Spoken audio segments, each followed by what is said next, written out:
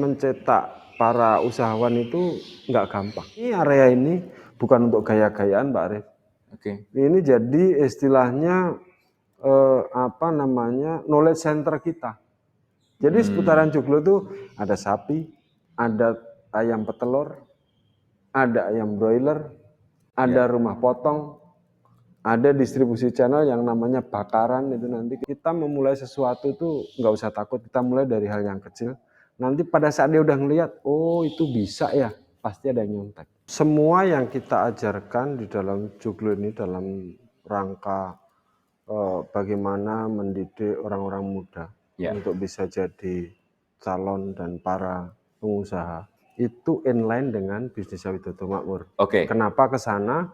Karena setelah diajarin, itu akan menjadi downline-nya Widodo Makmur. Sehingga yang membedakan di sini orang kita ajari, tapi sudah nantinya setelah dia bisa melakukan, kita menjadi off-take. Widodo Makmur menjadi off-take. Konsepnya memang begitu ya? Iya, jadi inline. Kalau kita mengajari orang di dalam satu lintasan bisnis dan nantinya ke depan akan terkolaborasi, itu kan jaminan terhadap sustainability daripada usahanya mereka. Kita meng-off-take karena semua produk kita itu adalah produk pertanian dan peternakan, itu produk yang sebenarnya dalam satu lintasan. Yang namanya bertani itu otomatis berternak. Terintegrasi nanti ya? Yang namanya beternak itu pasti bertani karena saling membutuhkan. Sehingga ide besarnya adalah nanti ada yang nanam jagung, di off-take oleh pabrik pakan kita. Ada yang melihara sapi, menjadi pasar daripada pabrik pakan kita sendiri. Menjadi pasarnya mereka sendiri yang terkolaborasi di dalamnya. Mencetak para usahawan itu nggak gampang.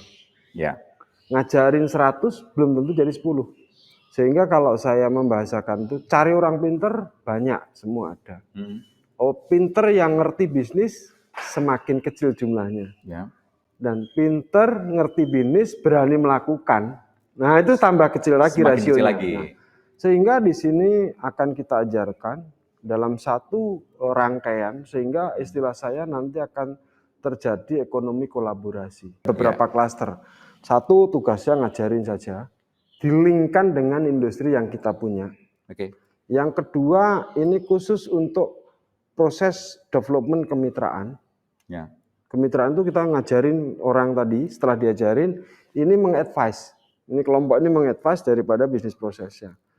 Kelompok lain lagi ini khusus untuk mencarikan sumber pendanaan. Orang itu Pak Arif buat saya kalau sudah melihat, dia akan nyontek.